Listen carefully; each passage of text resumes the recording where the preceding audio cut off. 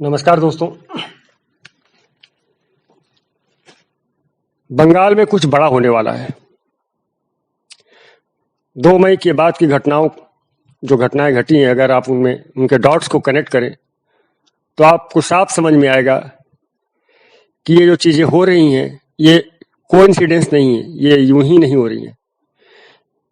इनके पीछे एक योजनाबद्ध प्रयास है बंगाल की समस्या को स्थायी रूप से हल करने का। चलिए मैं आपको थोड़ा याद दिलाता हूं। 2 मई से बंगाल में हिंसा आरंभ होती है।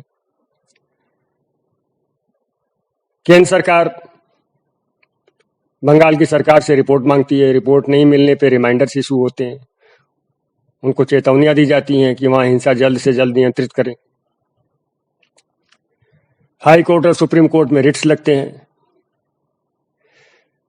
सुप्रीम कोर्ट के रिट्स में यह भी होता है कि एक एसआईटी बनाई जाए। राष्ट्रपति शासन लगाने के लिए भी मांग की जाती है। और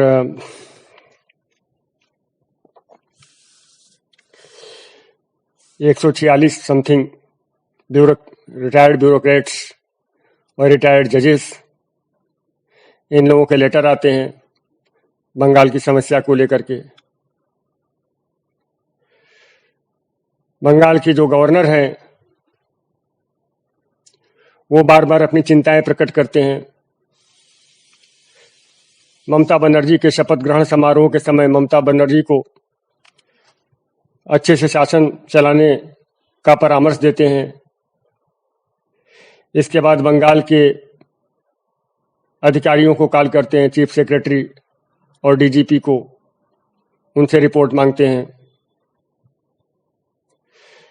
केंद्र सरकार भी बंगाल के गवर्नर के कांटेक्ट में है, उनसे कम्युनिकेशन हो रहा है और रिपोर्ट की बात हो रही है। इसके बाद बंगाल के जो गवर्नर हैं वो डायरेक्ट जो है फील्ड विजिट करते हैं और हिंसा प्रभावित क्षेत्रों में जाकर के लोगों से मिलते हैं। चीजें जो है मीडिया पर आती हैं।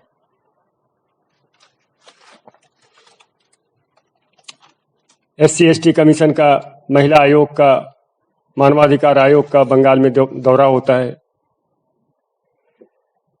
केंद्र सरकार की एक टीम जाती है जो बंगाल की घटनाओं की जांच करती है और अपनी रिपोर्ट तैयार करती है। और अभी हाल में जो ये हुआ, सुप्रीम कोर्ट की तरफ से जो नोटिस इशू हुए हैं पश्चिम बंगाल सरकार को, केंद्र सरकार को, ह्यूमन राइट्स कमीशन को और भी कई लोगों को नोटिस इशू हुए हैं बंगाल की स्थिति पर। तो अगर इन सारे डॉट्स को आप कनेक्ट करें तो जो बात मेरे समझ में आ रही है वो ये आ रही है कि बहुत जल्द ही बंगाल में कुछ बड़ा होने वाला है। और मैं ये भी बता दूं क्या बड़ा होने वाला, जो मेरा अपना अनुमान है वो आप सुन लीजिए। बाकी जैसा होगा देखेंगे। मैं ज्योतिषी नहीं हूं लेकिन विश्लेषण कर रहा हूं। मेरा अपना अनुमान ये है कि सुप्रीम कोर्ट के डायरेक्शन पर सबसे पहले तो बंगाल में आर्टिकल 356 के अंतर्गत प्रेसिडेंट रूल लगेगा। पहला काम ये होगा, बंगाल में प्रेसिडेंट रूल लगेगा। और प्रेसिडेंट रूल लगने के बाद जो दूसरा प्रमुख काम होगा वो ये होगा कि बंगाल को 3 भागों में विभाजित कर दिया जाएगा। गोरखालैंड अलग, हिंदू बहुल क्षेत्र अलग और मुस्लिम बहुल क्षेत्र, और जो खास करके मुस्लिम घुसपैठ से प्रभावित हैं वो क्षेत्र अलग। जो मुस्लिम बहुल क्षेत्र हैं उन्हें केंद्र शासित प्रदेश बनाया जाएगा। न केवल केंद्र शासित प्रदेश बनाया जाएगा बल्कि ये भी संभावना है कि वहां पे armed forces special power act ये लगाया जा सकता है वहां पे। इसके अलावा बंगाल में CAA और NRC को सख्ती से लागू किया जाएगा। एक एक घुसपैठिए की पहचान होगी। घुसपैठिए से मतलब मेरा यही है कि रोहिंग्या घुसपैठिए या बांग्लादेशी मुस्लिम घुसपैठिए, इनकी पहचान होगी। इन्हें डिटेंशन कैंपों में डाला जाएगा और संभवतः जो इनके मददगार रहे हैं, जिन्होंने उनको वहां बसाने में मदद की है, तो उनके खिलाफ भी कार्रवाई हो। तो ये मैं पूरी चीजें देख रहा हूँ। स्टेप्स मैं आपको बता दूं, पहले प्रेसिडेंट रूल, फिर केंद्र शासित प्रदेश बनाना,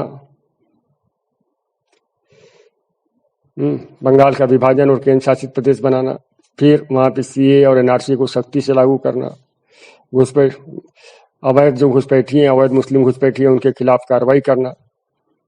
हाँ, और एक और चीज होगी, अभी जो बंगाल में हिंसा हुई है और जिसको लेकर के लोग बड़े प्रसन्न हैं कि उन्होंने हिंदुओं को सता करके कोई बहुत ही बड़ा पराक्रम दिखा दिया है, तो वो भी बचने वाले नहीं है। मैं अपने अपने जो समझ से बता रहा हूं, वो बचने वाले नहीं है। उन्होंने बहुत बड़ी गलती कर दी है। उनके खिलाफ ऐसी कार्रवाई होगी, ऐसी कार्रवाई होगी, ऐसी कार्रवाई होगी कि पूरे देश में जो ऐसे तत्व हैं उन्हें सबक मिलेगा। तो ठीक है मित्रों, देखते हैं हमारा विश्लेषण कैसा निकलता है, और आपके जो विचार हो प्लीज वो भी आप भी जो है हमें बताइएगा। नमस्कार।